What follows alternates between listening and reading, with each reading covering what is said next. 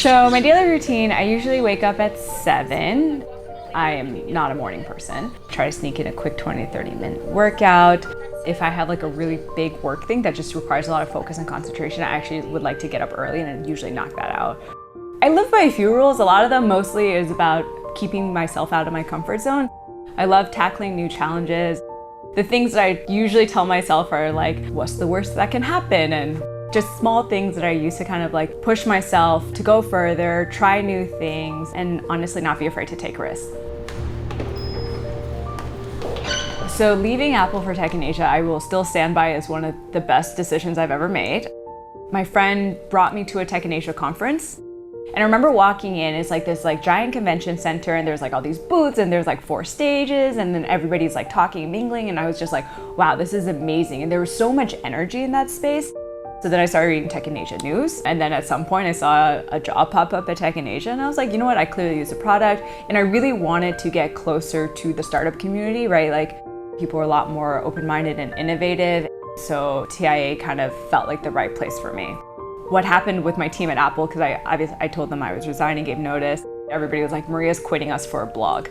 And so I had like principals and directors from Apple like emailing or texting me being like, you're leaving us for a blog. And then I found it really difficult to kind of like explain what was actually happening. So it took a little bit of courage, but then also like a lot of self-belief to feel confident that I was making the right decision. I would say that I'd never look back on that decision. I think it was by far the best thing I've ever done. So Simon, our new chief analyst, and I were going over to SG Innovate to talk to them. My very first day, I had a meeting set with the former COO. He was gonna onboard me. I was like, this is great. When I came in, it was him and Willis, our CEO and founder, and they sat me down and basically told me that he was resigning. They offered me the opportunity to step into the role. I was like, yeah, let's do it. This should be fun. Like, I've never done this before, like, let's learn. I definitely remember actually texting my husband and was like, I think I just got a promotion on my very first day and within like basically my first hour. And he was like, that's great. And then we realized how much trouble the company was in, and I was like, oh, okay, cool. I joined when I would say morale was probably at like a pretty low point. I remember in certain one-on-ones, people were like, I'm only here because I want to see what you can do for the company. And I was like, oh, great, okay, cool. So, you know, like that sort of pressure, I mean, I don't take it lightly. I took the responsibility and the role very, very seriously. And so it was really trying to grapple with all that as I'm actually learning like what it meant to really be a leader.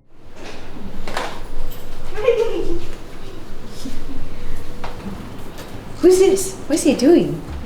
What's he doing? Being a mom has fundamentally reorganized how I prioritize my life. I've always loved working. I get a lot of satisfaction and joy and happiness from working. That is no longer the case. Like at this point in my life, my baby is the most important thing in my life. Yeah, I know you're walking. It's so good. That is weird, but nice. It's nice to have that sort of like anchor point in my life. It's been really wonderful, I think, from a personal perspective.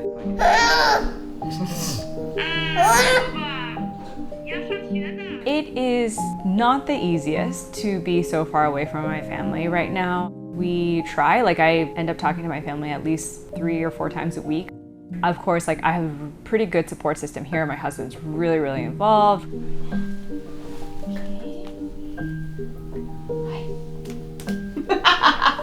There's definitely tension in terms of like how I split my time and then where I'm putting my attention and focus to. Because I honestly have less time to devote to work, I have to be a lot more strategic in terms of where I am spending my time and prioritizing ruthlessly.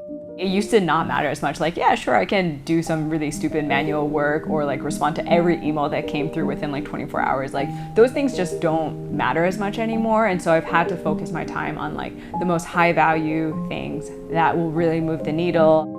I think that has actually probably all in all been a good thing for my work because I'm spending my time and attention on things that really matter. My biggest hope is that I can get it right on the macro level. So like on an individual day, maybe I will be sad that I didn't spend enough time with my baby or feel really stressed because I haven't been able to get as much work as I wanted done. But my goal is to achieve some sort of balance in the broader scheme of things.